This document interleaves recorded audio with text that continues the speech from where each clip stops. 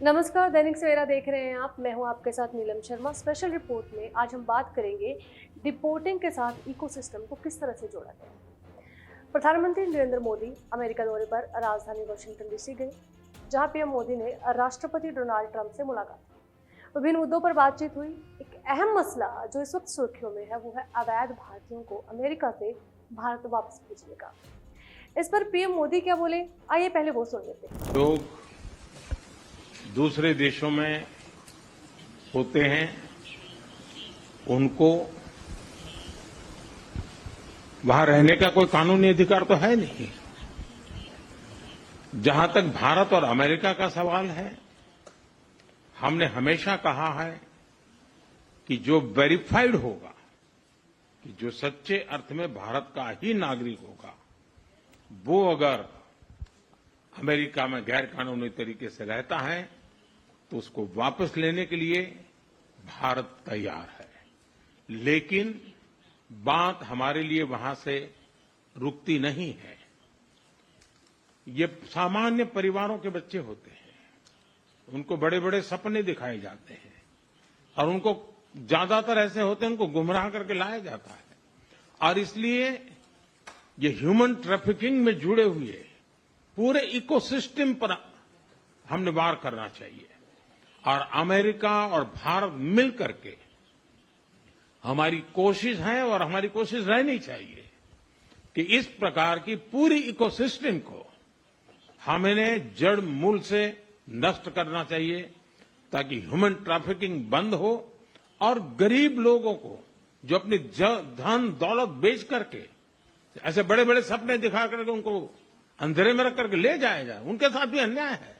और इसलिए हमारी बड़ी लड़ाई उस पूरे इकोसिस्टम के खिलाफ है और मुझे विश्वास है कि राष्ट्रपति ट्रंप भी इस इकोसिस्टम को खत्म करने में भारत का पूरा सहयोग करेंगे। पीएम मोदी ने कहा कि जो लोग दूसरे देशों में अवैध रूप से रहते हैं, उन्हें वहां रहने का कोई कानूनी अधिकार नहीं है और वो वास्तव में जो भारत के नागरिक हैं, अगर वे अवैध रूप से अमेरिका में रहते हैं तो भारत उन्हें वापस लेने को तैयार है। लेकिन इतना काफी नहीं है, इस पर हमें गंभीरता से काम करने की जरूरत है। दरअसल ये सामान्य परिवारों के लोग हैं और उन्हें बड़े सपने दिखाए जाते हैं। उनमें से अधिकांश ऐसे होते हैं जिन्हें गुमराह करके यहाँ लाया जाता है। इसलिए मानव तस्करी की इस पूरी व्यवस्था पर हमला करना चाहिए और मानव तस्करी को खत्म करने के लिए उन्होंने एक शब्द का इस्तेमाल किया, इकोसिस्टम, यानी कि पारिस्थितिकी तंत्र। आखिर ये इकोसिस्टम है क्या, आइए इसे समझते हैं।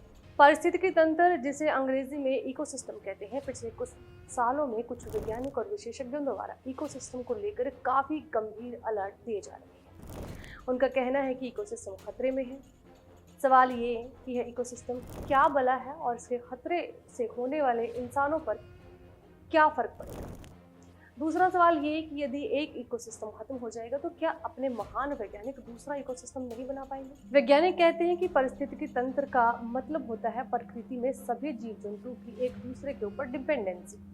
एक चित्र के माध्यम से समझते हैं कि छोटे मोटे कीड़े मकोड़े पेड़ पौधों को खाते हैं, चिड़िया छोटे मोटे कीड़े मकोड़ों को खा जाती हैं, कुछ शिकारी पक्षी और जानवर चिड़िया को खा जाते हैं और शेर जानवरों को खा जाते हैं। इस प्रकार सभी एक दूसरे पर डिपेंडेंट होते हैं और यदि इनमें से कोई खत्म हो जाएगा तो दूसरा भूख से मर जाएगा और इस प्रकार सभी जीव जंतु खत्म हो जाएंगे। इस तरीके से समझना थोड़ा मुश्किल होगा क्योंकि इस पूरे चक्र में इंसानों का कोई जिक्र नहीं है। चलिए इसे दूसरे तरीके से समझते हैं। गौरैया चिड़िया फसलों को खा जाती है, इसलिए उत्पादन कम हो जाता है। सरकार ने फैसला किया कि गौरैया चिड़िया को ही खत्म कर दिया जाए।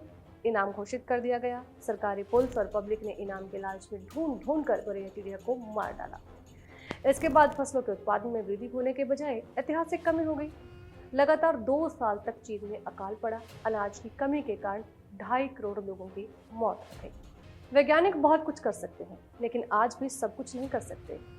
वैज्ञानिक खत्म हुई किसी भी प्रजाति को फिर से जीवित नहीं कर सकते। यहाँ तक कि वो अपनी लैब में पानी का फार्मूला तो बना सकते हैं, लेकिन पानी नहीं बना सकते।